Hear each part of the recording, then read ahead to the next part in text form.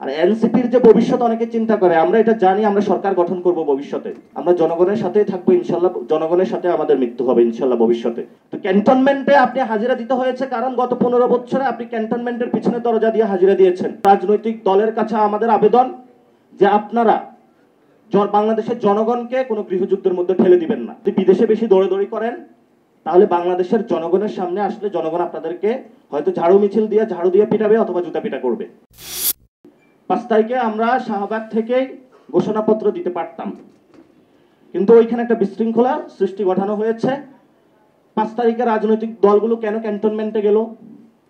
তারা এখন এসে বলছে যে 5 তারিখে সময় চলে গিয়েছে, 6 তারিখে সময় চলে গিয়েছে, 5 থেকে 8 তারিখ পর্যন্ত রাজনৈতিক দলগুলো বাংলাদেশে কোথায় ছিল? আমি অনেক রাজনৈতিক দলের আমির ওমারা বিখ্যাত ব্যক্তির সাথে কথা বলেছিলাম। ওনারা বলল যে আমাদেরকে ক্যান্টনমেন্টে নিয়ে যাওয়া হয়েছে ফোন দিয়ে, আমরাও কিছু বুঝতে পারতেছিলাম না বাংলাদেশে কি হচ্ছে। তাহলে ভাই আপনি রাজনীতিটা করলেন কেন? জনগণের এই ইমার্জেন্সি সিচুয়েশন আপনি কোনো রেসপন্স করতে পারেন নাই। আপনি কেন ক্যান্টনমেন্টে গিয়েছেন? আপনি শাহবাগে আসতেন, আপনি জনতার কাতারে আসতেন, আপনি যখন জনতা মাঠে তখন আপনি ক্যান্টনমেন্টে। তো ক্যান্টনমেন্টে আপনি হাজিরা দিতে হয়েছে কারণ গত 15 বছরে আপনি ক্যান্টনমেন্টের পিছনে দরজা দিয়ে হাজিরা দিয়েছেন। ফলত আপনার ওই দিন বাধ্য হয়ে ক্যান্টনমেন্টে আপনাকে উপস্থিত হতে হয়েছে, কিন্তু আমাদেরকে আহ্বান জানানো হয়েছিল, আমরা ক্যান্টনমেন্টে যাই নাই। আমরা জনতার কাতারে ছিলাম, আস্তে আস্তে করে এই বিষয়ে জনমত তৈরি করেছি। কনসেনসাস কমিশনের মাধ্যমে কিভাবে বাংলাদেশে একটি নতুন রিপাবলিক নিয়ে আসা যায় সেই প্রচেষ্টাটা আমরা চালিয়ে যাচ্ছি। ফলত এই দায়ভারটা আমাদের নাই, এই দায়ভারটা হলো যারা ক্যান্টনমেন্টে যে রাজনৈতিক দলগুলো উপস্থিত হয়েছে তাদের, এবং ইতিহাসে তাদের এই দায়ভারটা নিতে হবে। আর যদি দায় মুক্তি পেতে চান তাহলে এখনো সময় আছে। এই সংস্কার কমিশনের যে রিপোর্টটা এসেছে সেটা জনগণের প্রাপ্য হিস্সা, যেটা সাইন করে এবং বাস্তবায়ন প্রক্রিয়া গিয়ে জনগণকে আপনারা বুঝিয়ে দিন। এই সংস্কার প্রক্রিয়া যদি আমরা বাংলাদেশে এস্টাবলিশ বা বাস্তবায়ন করতে না পারি তাহলে কি হবে? বাংলাদেশে 1 নম্বর একটা গৃহযুদ্ধ হবে। এই গৃহযুদ্ধের মাধ্যমে বর্তমান যে জিওপলিটিক্যাল সিচুয়েশন রয়েছে, আমরা এই গৃহযুদ্ধের ভার নিতে পারবো না।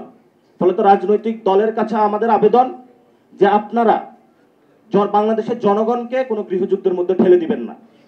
2 নম্বর বিষয় হলো বহিঃশক্তির ইনফ্লুয়েন্স গুলো আরো বাড়ার প্রক্রিয়াগত কাজ চলছে। সেই জায়গা থেকে আমরা বলবো আপনারা লন্ডন হোক, তারপরে হলো ওয়াশিংটন হোক অথবা বেইজিং হোক, কোথাও দৌড়াদৌড়ি করবেন না। Dhaka is the prime, Dhaka হলো আমাদের সেন্টার। দক্ষিণ এশিয়ার আগামীতে ঢাকাকে সেন্টার বানাতে হবে আমাদের, এই স্বপ্ন নিয়ে আমরা কাজ করছি। ফলত যদি বিদেশে বেশি দৌড়াদৌড়ি করেন তাহলে বাংলাদেশের জনগণের সামনে আসলে জনগণ আপনাদেরকে হয়তো ঝাড়ু মিছিল দিয়ে ঝাড়ু দিয়ে পিটাবে অথবা জুতা পিটা করবে। এই জন্য হলো আপনাদের মান সম্মান রক্ষা করার জন্য, নিজেদের বাচ্চার দিকে তাকিয়ে কথা বলার জন্য বাপ হিসাবে মা হিসাবে জনগণের পক্ষে আপনাদেরকে দাঁড়াতে হবে। না হলে ভবিষ্যতে আপনাদের বাংলাদেশে কোনো নিস্তার নাই। তাহলে এইসব বড় বড় পার্টি চলে গিয়ে নতুন নতুন জনগণ থেকে অটোমেটিক পার্টি গড়ে উঠবে। আর এনসিপির যে ভবিষ্যৎ অনেকে চিন্তা করে, আমরা এটা জানি, আমরা সরকার গঠন করব ভবিষ্যতে, কারণ আমরা জনগণের মধ্যে থাকবো, জনগণের কথাগুলো বলবো। জনগণ যখন আমাদেরকে আইডেন্টিফাই করতে পারবে, এরাই তো আমাদের পক্ষে কথা বলছে, জনগণ আমাদেরকে ভোট দেবে। কারণ আমরা কখনো পিছনের দরজা দিয়ে ক্যান্টনমেন্টে ঢুকবো না, পিছনের দরজা দিয়ে কোনো বিদেশি এম্বাসিতেও ঢুকবো না। আমরা জনগণের সাথেই থাকবো ইনশাল্লাহ, জনগণের সাথে আমাদের মৃত্যু হবে ইনশাল্লাহ ভবিষ্যতে।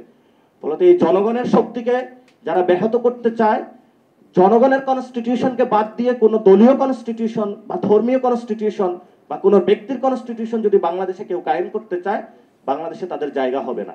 খবরের কাগজ, নিখাত, নির্ভীক, নিরপেক্ষ।